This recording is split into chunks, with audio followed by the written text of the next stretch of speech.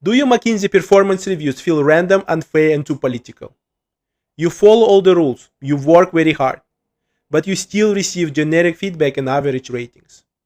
Or even worse, you can get unlucky, receive a negative rating, and then get fired in 3 months.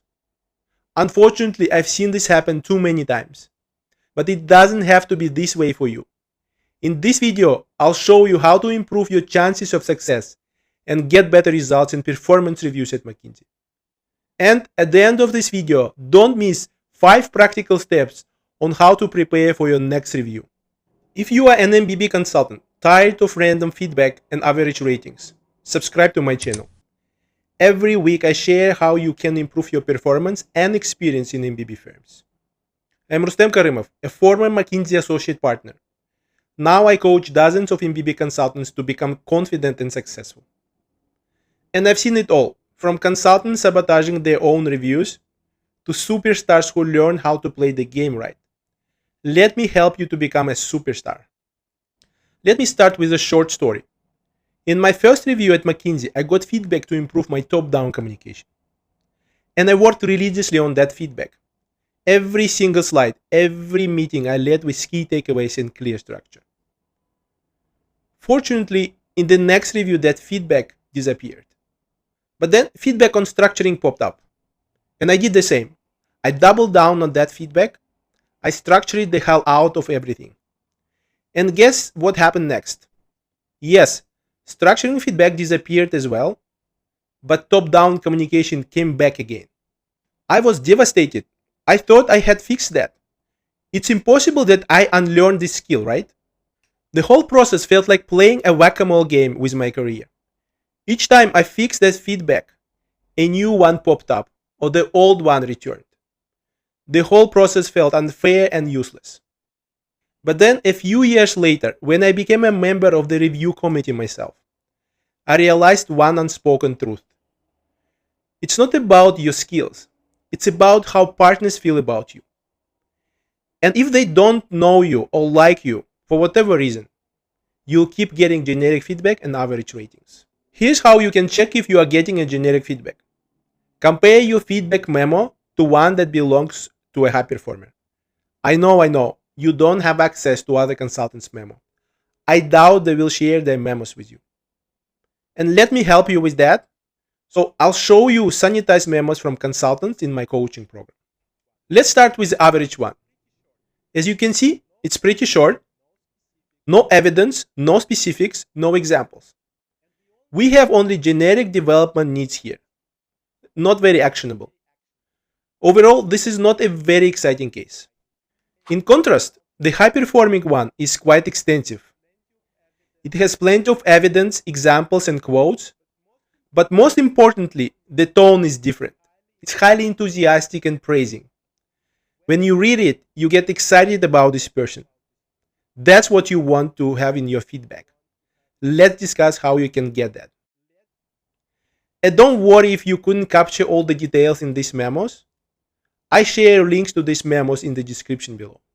But before we dive in, if you want personalized help to improve your performance, I offer a free one-on-one consultation call. We can discuss your current challenges, develop your action plan, and see if my coaching program can help you achieve your career goals. Slots are limited, so if you are serious, book now. The link in the description below. Okay, let's continue. First, let's understand how performance reviews work.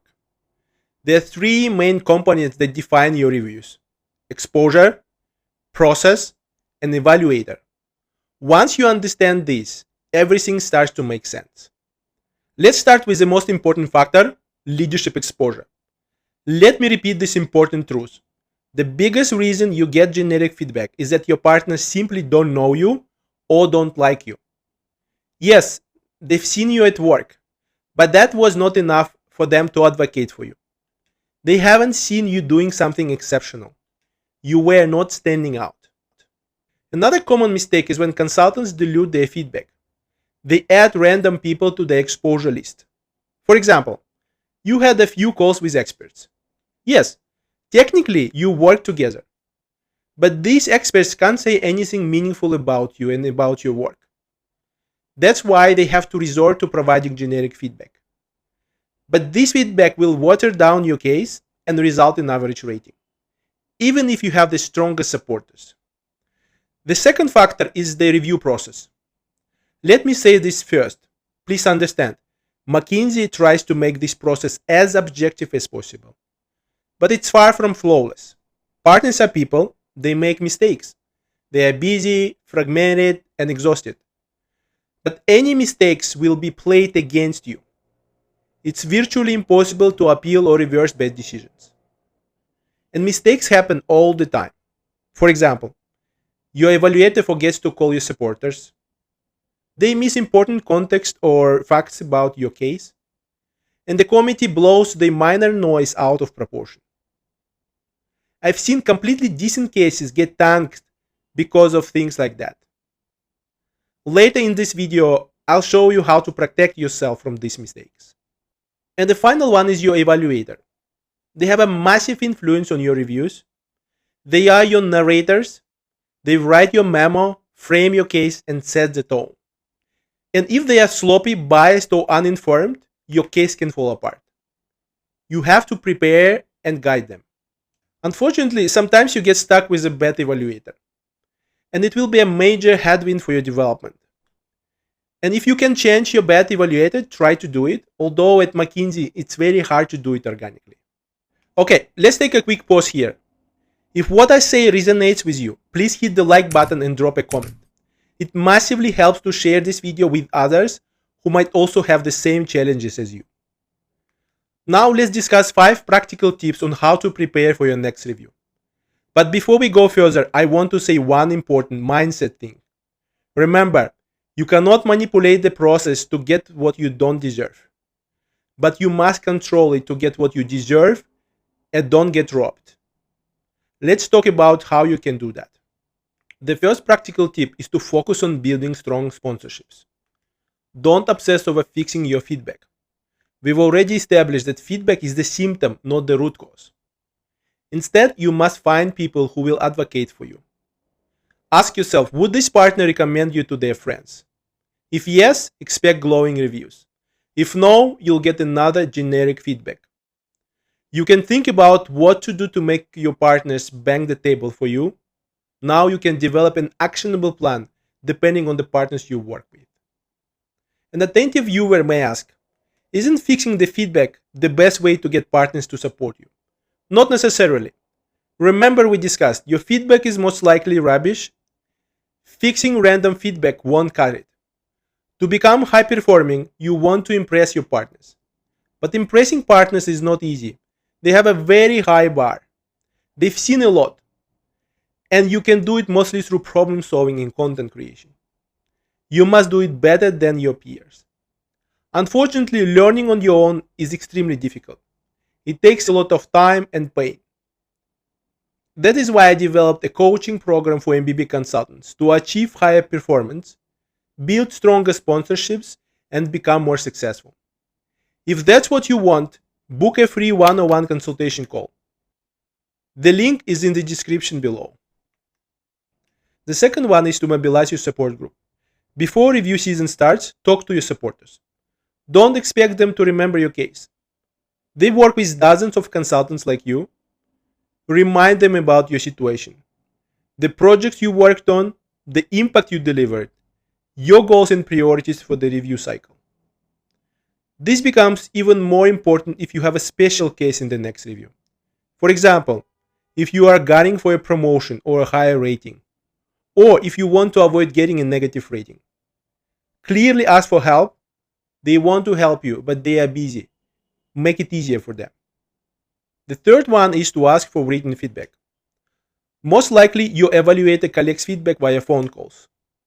It's very easy to miss important information in these short calls. As a result, you get generic feedback memo and can't get a higher rating. So if you have super enthusiastic supporters, you can ask them to send a feedback email to your evaluator. Here's the small life hack. If your evaluator is sloppy or busy, they may copy-paste that feedback email into your memo. That's how you make it more specific and enthusiastic. That's how you can softly influence what gets written in your memo. But Only ask your true supporters whom you trust. Otherwise, it will feel awkward or forced. The fourth one is to prepare your evaluator. Your evaluator can forget your case as well. They have 5-7 consultants to evaluate just like you. For example, when I was an evaluator myself, I felt I was a pretty good one, but I kept forgetting the context of my evaluees.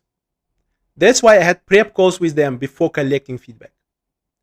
Your evaluator might not do that. Do it yourself proactively.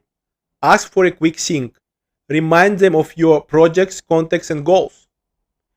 And if there is any conflict or difficult situation that happened in the cycle, tell your side first. Frame the narrative. Get ahead of the problem. If you can't get them on a call, send them a summary email. The number 5 is ensuring that feedback is actually collected. Your evaluator may forget to call your key supporters. It's embarrassing to remember how many times I've seen this happen. To make it less annoying and intrusive for your evaluator, work with their EAs to monitor the situation. Check if all calls were scheduled and conducted. I know it's kind of awkward, and you don't have to do it, but it's better to be safe than sorry. Okay, that's all for practical tips. Now let me say one important thing. What it takes to get a high rating. Let's say you want to get a 4 or 5 rating at McKinsey. That would be a very strong or distinctive rating. Please understand one thing. The committee will have a big inertia in giving you an uptick. They do it only if the case is absolutely compelling. That is why your case must be amazing and spotless. No friction, no noise, only enthusiastic and credible support. And achieving this is very hard. Like anything in life, good things don't happen on their own. First, of course, you must have that stellar performance. Second, you must prepare and orchestrate for this to happen before the review process. Think of it as a political campaign. You must have supporters, and they must paint a compelling picture. If it feels awkward for you, which I understand, I also felt this way, here's a helpful reframe. If you think about it, it was designed on purpose. It's not a bug in the system, it's a feature. This way, the firm prepares you to be able to build strong networks and sponsorships. Basically, you learn to become a partner in the future. If you are watching this and thinking, this is exactly what I need, then let's talk. I offer a free one-on-one consultation for MBB consultants. We'll map your review strategy, surface your blind spot, and see if the coaching program is right for you. Slots fill up quickly, so don't wait, book now. The link is in the description below. That's it for today on performance reviews. Remember, you can't fix what you don't understand. Now that you understand how the system works, go play the game and win it. Good luck. Thanks for watching. I'll see you in the next one.